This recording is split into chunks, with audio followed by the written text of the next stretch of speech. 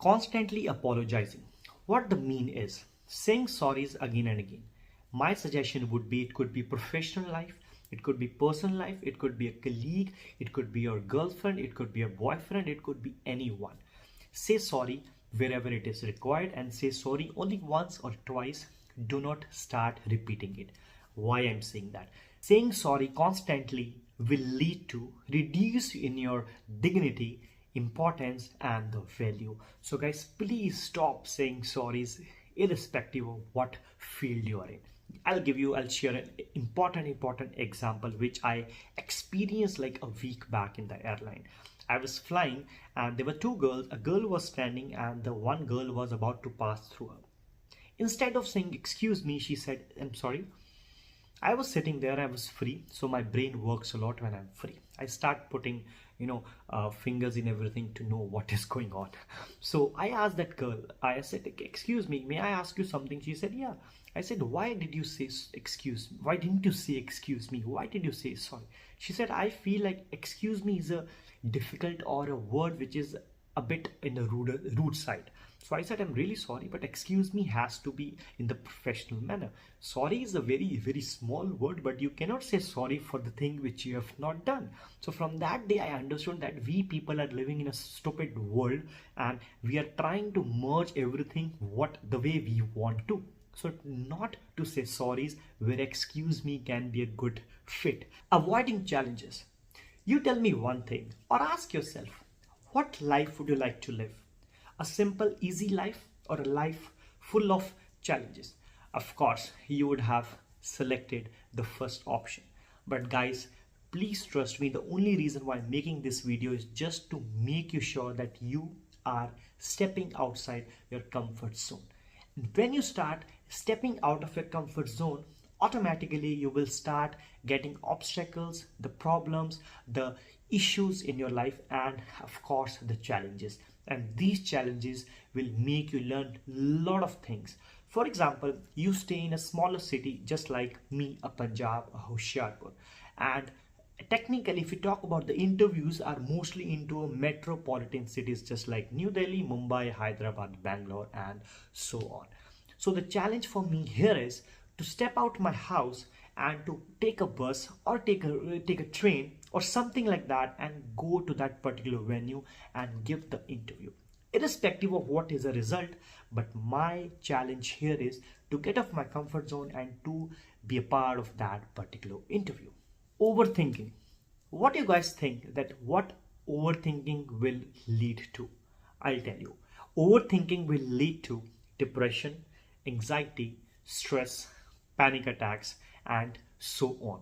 But the results would be the same, that you're not happy with the outcome, or you're not selected, or you're not comfortable in that particular situation.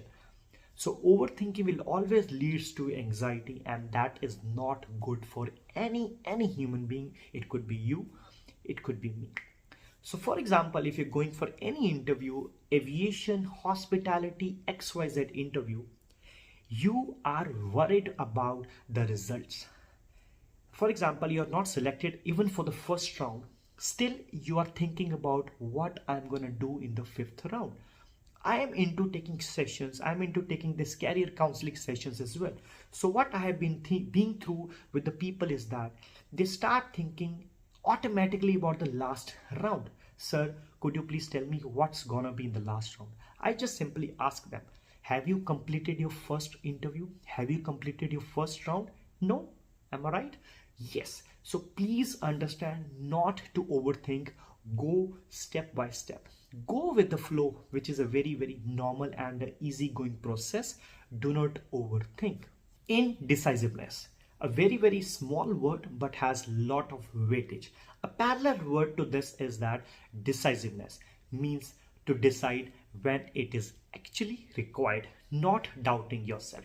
And if you are indecisiveness, it will always lead to self-doubt, and which will lead to lot of missed opportunities. So guys, start trusting your instincts and start trusting your confidence. Start trusting yourself rather than doubting first of all.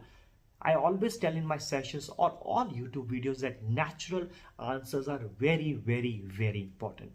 What Vinayak is saying, what XYZ person is saying, just ignore that. I am here to give an idea. I am not here to dictate answer, just like the schools when we write in the copy. For example, irrespective of what city you are from, your Punjab, Haryana, Uttaranchal, Uttarakhand, or any particular country where English is not the first language, stop deciding that you are not good. Who gave you that right that you are not good?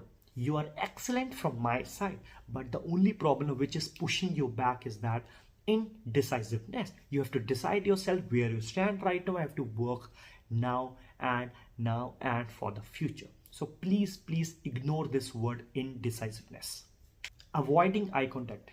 So guys, whenever you talk to a person in a professional era, in a personal era, my recommendation would be please try to have an eye contact.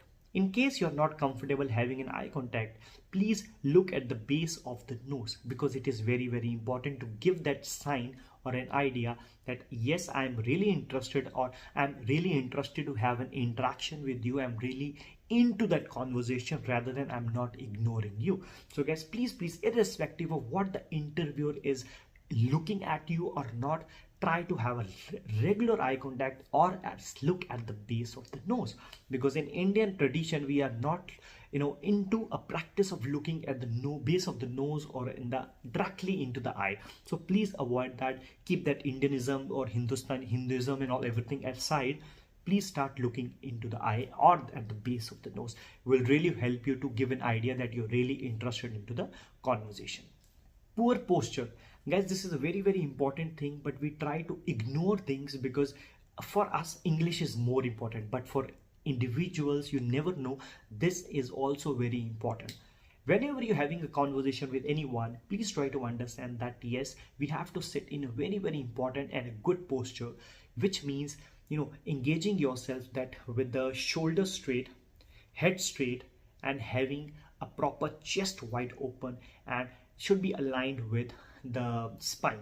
That means that will not show a disrespect to a person. If you're sitting in a stupid posture, that will give an idea that you're disrespecting that person, and also that makes a person uncomfortable. So please try to sit in a very, very good posture and give so much importance the way you're giving importance to English language. Negative self-talk. The word itself tells you that it is a negativity which you talk about yourself.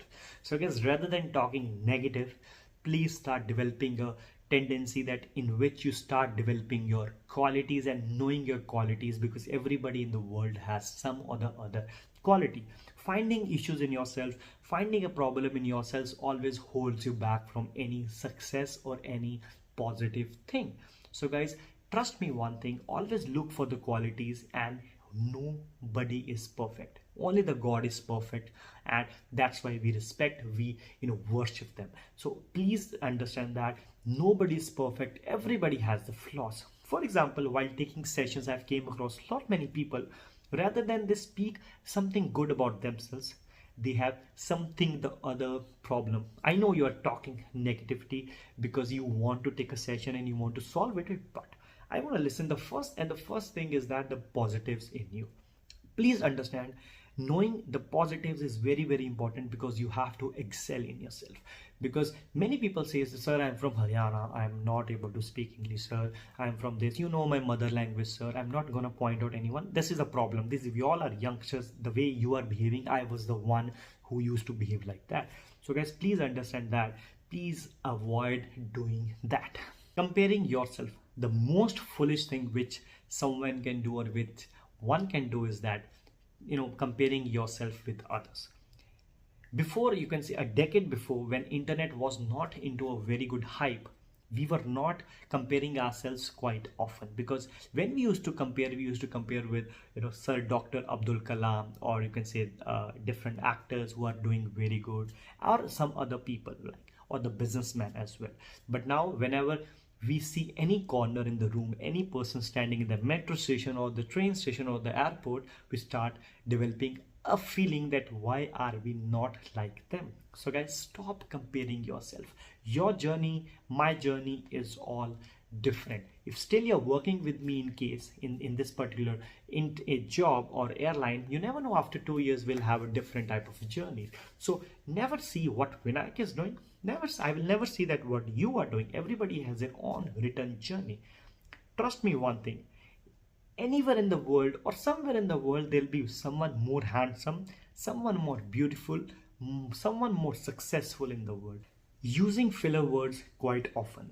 So guys, a very important thing which I wanted to let you know, that we learn English, but sometimes we don't understand these small words or these small things which can make a big impact. For example, we use filler words when we used to or we need to take a minute or two or a second to think. My favorite word is you know.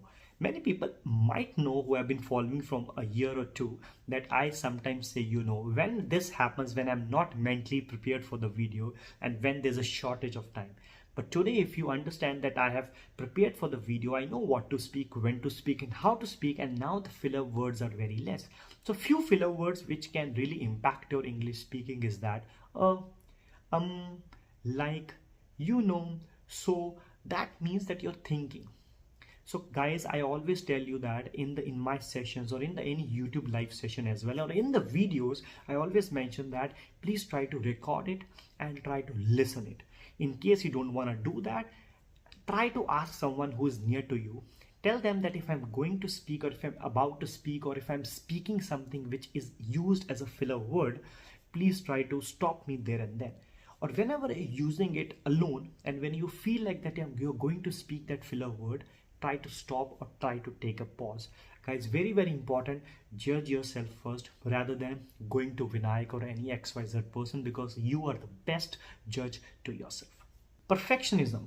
Guys, very important word which I wanted to share is that perfectionism. Whatever we do, every fraction, every second, whatever we do, try to do it perfectly. Even if we cook a tea, if we prepare a tea, if we prepare a coffee, we try to cook it very perfectly. It's not bad, I'm saying, but always looking forward to do something perfectly will lead to stress, will lead to anxiety, will lead to have a lot of worries about the details in that particular thing. So for example, if I make a video, I will always look for the perfect video, but in reality there is nothing a perfect video. It's always in your head that this video is not perfect, this video is not perfect, it should be made like that, it should have, created like that. For example, in cricket match, if you see, if we lose the match, then we have a lot of issues. He could have played like that, he could have bowled like that, the fielder should have been kept dead, they should have played like that, they should have taken a batting. So if you talk about perfectionism in everything, it is something called as unreal. It is true. So in my words, sometimes doing is much better than doing something perfectly. We usually say that taking a participation or doing or having a participation of yourself into any competition or any activity is better than winning that. So what I suggest you is always do mistakes. Do not repeat it, but always do mistakes and learn from it. And do not repeat next time. And this is how you step forward to become a perfect person. And in the world, being true to you, nobody's perfect. Nobody's perfect in English, nobody's perfect in anything. So guys, this was all from the video. I hope it must have helped you. These are the 10 traits which I think, so if you try to observe in yourself, you will become a very professional person and you will become a very nice personality in professional world. Thank you so much. Hit the subscribe button, like button, and do share this video because it will help a lot of people. I'll see you in the next video with the fruitful knowledge and the informative video. Till then, bye bye, take care, and Shabakar.